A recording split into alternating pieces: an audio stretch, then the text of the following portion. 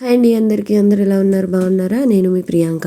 అంటే హడావిడి లేకుండా సింపుల్గా దొండకాయ ఎర్రపప్పు టమాటా ఎలా చేసుకోవాలో చూపిస్తాను, చూసేసేయండి. ముందుగా స్టవ్ పైన ఒక కడాయిని పెట్టుకొని అందులో 2 టేబుల్ స్పూన్ల ఆయిల్ వేసుకోండి. ఆయిల్ వేడయిన తర్వాత దాంట్లోనే జీలకర్ర ఆవాలను కూడా వేసుకోండి. ఇందులో ఎలాంటి ఆనియన్స్ కానీ ఇంకా అల్లం వెల్లుల్లి పేస్ట్ అయితే నేను యూస్ చేయను. దాంట్లోనే కరివేపాకు కూడా వేసుకొని ముందుగా కట్ చేసి పెట్టుకున్న దొండకాయలని అందులో డైరెక్ట్గా వేసేసుకోండి. దొండకాయ ముక్కలని మంచిగా మిక్స్ చేసుకొని కలుపుకొని ఒక 2-3 నిమిషాలు మంచిగా కలియబెట్టుకొని నూనెలో మంచిగా ఉడికేలాగా మూత పెట్టుకొని ఉడికించుకోండి. 2-3 మినిట్స్ తర్వాత మూత తీసి ఒకసారి చెక్ చేయండి ఎలా ఉడికాయా లేదా అనేది. మళ్ళీ ఒకసారి మంచిగా కలియబెట్టుకొని మళ్ళీ మూత పెట్టి ఒక 2 నిమిషాలు ఉడకబెట్టుకోండి.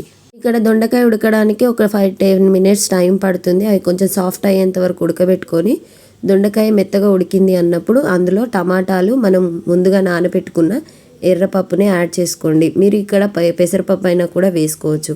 వాటర్తో సహా వేసేసుకొని ఇందులోనే పసుపు యాడ్ చేసుకొని అవి మొత్తం మంచిగా కలిసేటట్టు కలిపెట్టుకోండి.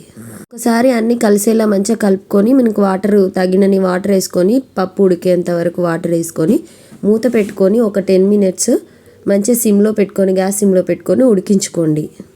పప్పు సగం మొత్తం ఉడికిందా లేదా అని మూత తీసుకొని చెక్ చేసుకొని అందులోనే మనం ఇంకా పప్పు సగం ఉడికింది అనిపిస్తే అందులో ఉప్పు కారం వేసేసుకోండి. ఇక్కడ నేను ధనియాల పొడి లాంటివి కూడా ఏం యాడ్ చేయట్లేదు.